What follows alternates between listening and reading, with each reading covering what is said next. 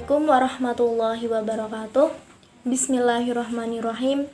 Innal hamdalillah nahmaduhu wa nasta'inuhu wa nastaghfiruh wa na'udzu billahi min syururi anfusina wa min sayyiati a'malina. May yahdihillahu fala mudhillalah wa may yudlil fala hadiyalah.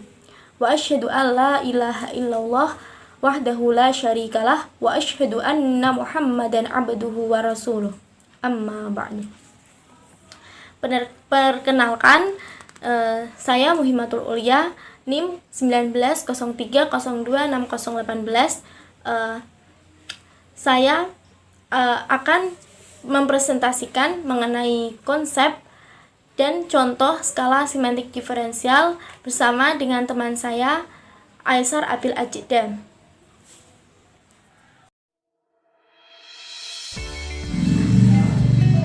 Sebelum saya menjelaskan mengenai konsep dan contoh dari skala semantik diferensial, terlebih dahulu saya akan menjelaskan pengertian non-tes, pengertian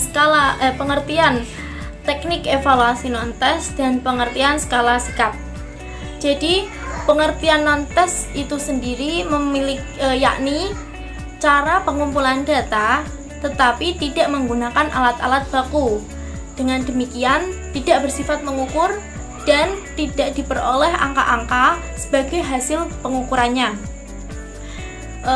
Lalu, pengertian teknik evaluasi non-tes adalah teknik penilaian untuk memperoleh gambaran mengenai terutama mengenai karakteristik, sikap, dan kepribadian.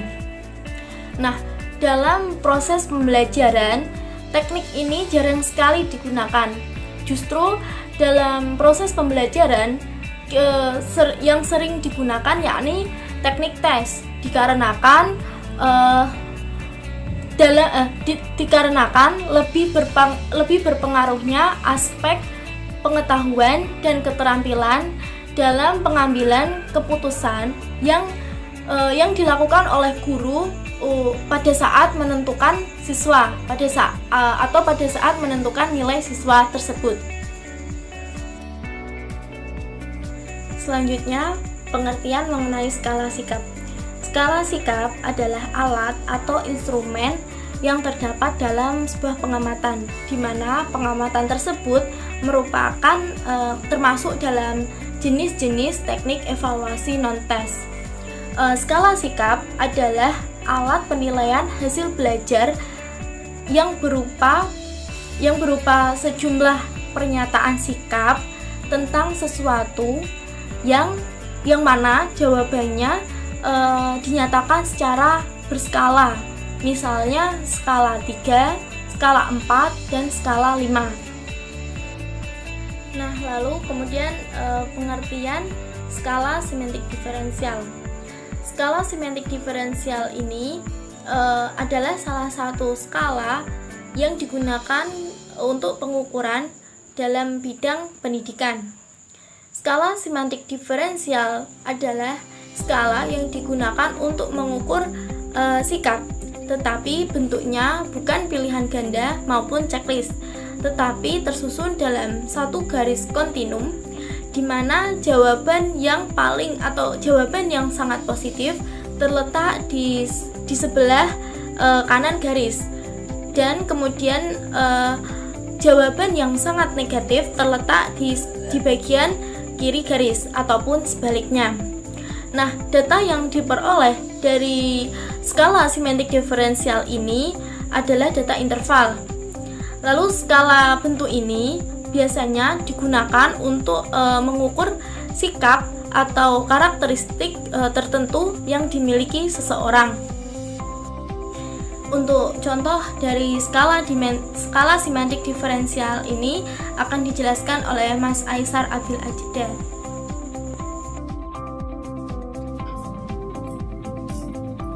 Assalamualaikum warahmatullahi wabarakatuh. Saya Aisar Abil Ajda. Di sini saya akan menjelaskan tentang contoh dari sikap semantik diferensial.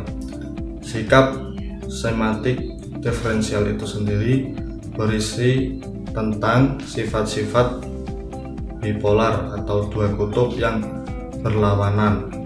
Pada masing-masing kutub atau pada rentang antara dua kutub, responden dapat memilih yang mewakili responnya. Respon itu sendiri dapat dikategorikan ke dalam 3 dimensi dasar. Yang pertama, dimensi dasar yang mewakili kata sifat seperti baik buruk, manis pahit, menolong tidak menolong. Yang kedua, dimensi potensi seperti kuat, lemah, kosong tidak kosong, atau penuh, kosong, banyak dan sedikit. Dimensi yang ketiga yaitu cepat, lambat, tempat, menyimpang, tenang, ribut, dan lain sebagainya. Dalam pemakaian skala diferensi sematik ada beberapa hal yang harus diperhatikan. Yang pertama, orientasi antara kedua kutub dibuat beragam dengan tujuan agar responden yang kita mintai keterangan itu memberikan jawaban yang berbeda, tidak sama. Berbeda halnya dengan ketika orientasi antara kutub kanan maupun kutub kiri itu dibuat sama, maka responden justru akan memberikan jawaban sama, jadi tidak lebih fokus ke pertanyaan. Yang kedua yaitu angkanya dibuat ganjil, tidak ada ketentuan mengenai batasan pada gramatikal angka. Semakin banyak angka yang diberikan, maka akan semakin baik penilaiannya. Tetapi responden itu sangat sulit untuk menentukan jawaban yang paling tepat untuk si penilai tersebut sebagai yang dinilai tersebut. Contohnya seperti gaya kepemimpinan kepala sekolah di MAN Huda misalkan. Di situ terdapat skala yang pertama yaitu demokrasi, lawannya yaitu otoriter. Responden dapat mulai dengan angka yang tersedia di situ, misalkan 11, 9, 7, 5, 3, 1. Misal saya ambilkan contoh, responden itu memberikan nilai 11, maka skala untuk yang pertama di bagian gaya kepemimpinan yang demokrasi itu bernilai positif. Dan sebaliknya, ketika responden itu memberikan angka 1, maka skala yang pertama berarti nilainya bersifat negatif.